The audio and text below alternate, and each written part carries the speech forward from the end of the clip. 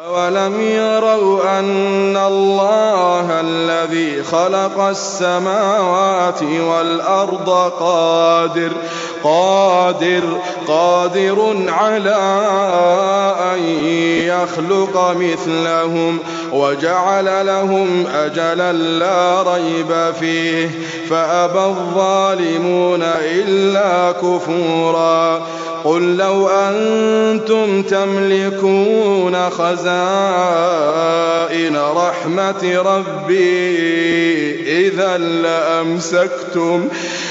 لَّأَمْسَكْتُمْ